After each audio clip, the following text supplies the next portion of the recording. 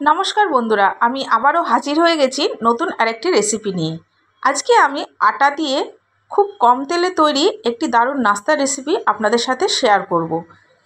এই রেসিপিটা আপনারা সকাল বিকালে নাস্তা হিসেবে বা স্কুল কলেজে অফিসের টিফিন হিসেবেও খেতে পারেন, দারুণ সুন্দর লাগে। বন্ধুরা এই রেসিপিটি যদি আপনাদের ভালো লাগে তাহলে প্রথম থেকে শেষ পর্যন্ত দেখার অনুরোধ রইল।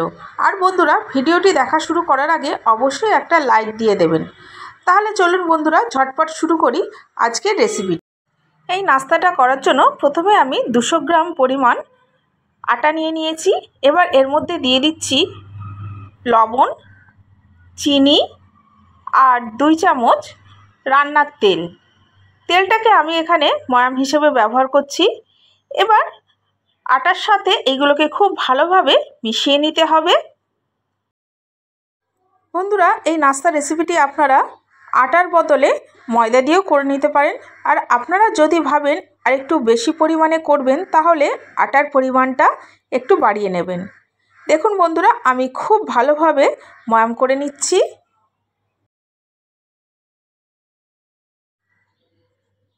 আটাটা ময়ান হয়ে গেলে এবার এর মধ্যে দিয়ে দেব সামান্য ঈষদুষ্ণ গরম জল।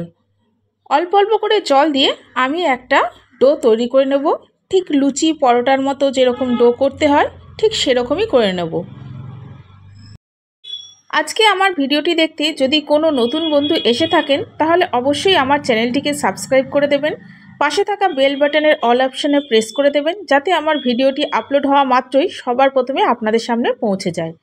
বন্ধুরা দেখুন আমি আটাটা মেখে নিয়েছি। এবার ঢাকা দিয়ে কিছুক্ষণ রেখে দেব। এবার আমি একটা পুর তৈরি করে নেব। তার জন্য একটা কড়াইয়ের মধ্যে আমি দিয়ে দিলাম সামান্য পরিমাণ সর্ষের তেল। তেলটাকে খুব ভালোভাবে গরম করে নিয়েছি। এবার এর মধ্যে দিয়ে দিচ্ছি সামান্য পরিমাণ হিং। হিং দেওয়ার পরে দিয়ে দিলাম গ্রেট করে রাখা আদা। এবার আদাটাকে সামান্য একটু নাড়াচাড়া করে নিচ্ছি। এবারে এর মধ্যে দিয়ে দিচ্ছি স্বাদ মতো লবণ আর দিয়ে দেব 1 চামচ চিনি। চিনি দিয়ে খুব ভালোভাবে এটাকে নেড়ে নিচ্ছি।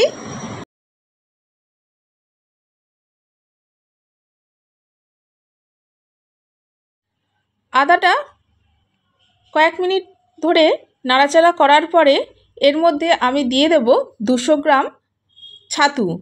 বন্ধুরা এখানে আপনারা পুরের পরিমাণটা কম বেশি করে নিতে পারেন। এবার ছাতু দিয়ে আমি 2 মিনিট মতো লো ফ্লেমে ভালো করে ভেজে নিচ্ছি। 2 মিনিট ধরে লো ফ্লেমে ভেজে নেওয়ার পরে এবার এর মধ্যে দিয়ে দেব 2 চামচ মতো ভাজা মশলা। বন্ধুরা এই ভাজা মশলাটা তৈরি করতে আমি এর মধ্যে 1 চামচ গোটা জিরে, 1 চামচ গোটা ধনে, 1 চামচ মৌরি আর 2টো শুকনো লঙ্কা শুকনো খোলায় ভেজে তারপর গুঁড়ো করে নিয়েছি। আর দিয়ে দিলাম 1 চামচ মতো গোলমরিচের গুঁড়ো। এবার এগুলোকে খুব ভালো করে আমি মিশিয়ে নিচ্ছি। বন্ধুরা আপনারা ঝালের পরিমাণ বাড়াতে চাইলে গোলমরিচের গুঁড়োটা আর একটু বেশি পরিমাণে ব্যবহার করতে পারেন। তবে আমি যেহেতু ভাজা মশলাতে 2টো শুকনো লঙ্কা ব্যবহার করেছি ওই জন্য ঝালটা আর দিলাম না। বন্ধুরা মশলাটা মেশানো হয়ে গেলে এবার এর মধ্যে আমি দিয়ে দিলাম 1/2 কাপ মতো জল। জল দিয়ে আমি এটাকে নাড়িয়ে নিচ্ছি। বন্ধুরা আপনারা একেবারে খুব বেশি জল দিতে যাবেন না, তাহলে কিন্তু পুরটা বেশি পাতলা হয়ে যাবে। অল্প অল্প করে বারে বারে জল দিয়ে একটা ঝুরঝুরে পুর তৈরি করে নিতে হবে। বন্ধুরা আমি বারে বারে অল্প অল্প করে জল এখানে ব্যবহার করেছি, তাতে আমার 1.5 কাপ মতো জল লেগেছে। এইভাবে নাড়াতে নাড়াতে পুরটা যখন একদম পাতলা ঝুরঝুরে হয়ে যাবে তখন এটাকে ঠান্ডা করে নিতে হবে। এবার এটাকে আমি নামিয়ে ঠান্ডা করে নিচ্ছি। পুরটা এদিকে ঠান্ডা হতে থাক, ততক্ষণে আমি আটাটাকে আরেকটু মেখে নিচ্ছি। এটাকে যত ভালো করে মাখা হবে নাস্তাটা ততটাই ভালো হবে। আমার প্রিয় বন্ধুরা আমি আপনাদের জানাই আমার বুক ভরা ভালোবাসা, আন্তরিক শুভেচ্ছা, অভিনন্দন ও শ্রদ্ধা। আপনাদের ভালোবাসা ছাড়া আমি সামনের দিকে কিছুতেই এগিয়ে যেতে পারবো না। দয়া করে আমাকে সামনের দিকে এগিয়ে যেতে সাহায্য করুন। বন্ধুরা, এই ডোটা থেকে আমি 6-7টা লেচি করে নিয়েছি। তার মধ্যে থেকে একটা লেচি তুলে নিয়ে আমি বাটির মতো একটু গর্ত করে নিচ্ছি। দেখুন বন্ধুরা, আমি গর্ত করে নিয়েছি। এবার হাতটাকে মুঠো করে বুড়ো আঙুলের ফাঁকে লেচিটা নিয়ে তার মধ্যে আমি পুরটা দিয়ে দিচ্ছি।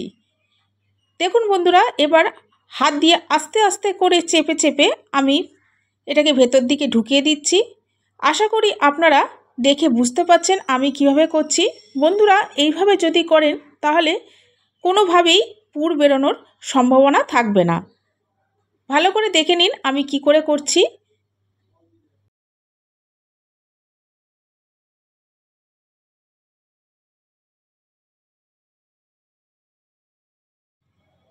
এইভাবে আমি সবকটা লেচি মধ্যেই পুর ভরে তৈরি করে নেব। এবার আমি পুর ভর্তি লেচিগুলোকে বেলে নেব। তার জন্য চপিং বোর্ডের ওপরে একটু তেল ছড়িয়ে দিলাম। বন্ধুরা, আপনারা এটা আটা দিয়েও বেলতে পারেন।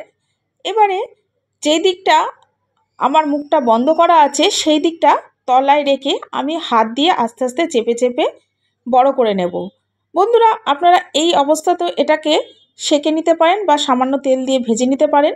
তবে আমি একটু বেলে গোল করে নেব।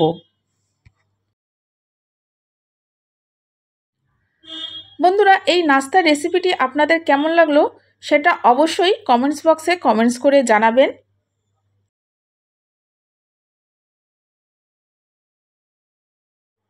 বন্ধুরা, আমি একটা বেলে নিয়েছি। এবার এটাকে ভেজে নেব। তার জন্য একটা তাওয়া ভালো করে গরম করে নিয়েছি। এবারে তাওয়ার উপরে আমি এই নাস্তাটা দিয়ে দিচ্ছি। দু পিঠ আমি খুব ভালো করে সেঁকে নেব। বন্ধুরা, আমার এক পিঠ খুব ভালো করে সেঁকা হয়ে গেছে, এই জন্য আমি উল্টে দিচ্ছি।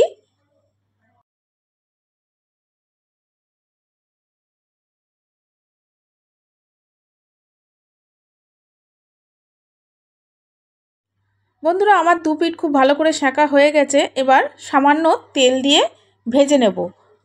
বন্ধুরা, এই রেসিপিটা অল্প তেলে খুব সুন্দর সুস্বাদু খেতে হয়। আপনারা অবশ্যই একবার ট্রাই করে দেখুন। আমি কথা দিচ্ছি আপনারা বারবার বানিয়ে খেতে বাধ্য হবেন।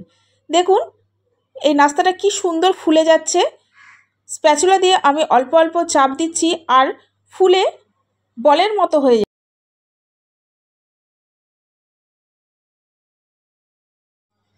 এবার আমি উল্টে দিলাম। অপর পিঠটাকেও আমি ঠিক এইভাবেই খুব ভালো করে ভেজে নেব। বন্ধুরা, দেখুন কি সুন্দরভাবে ফুলে যাচ্ছে।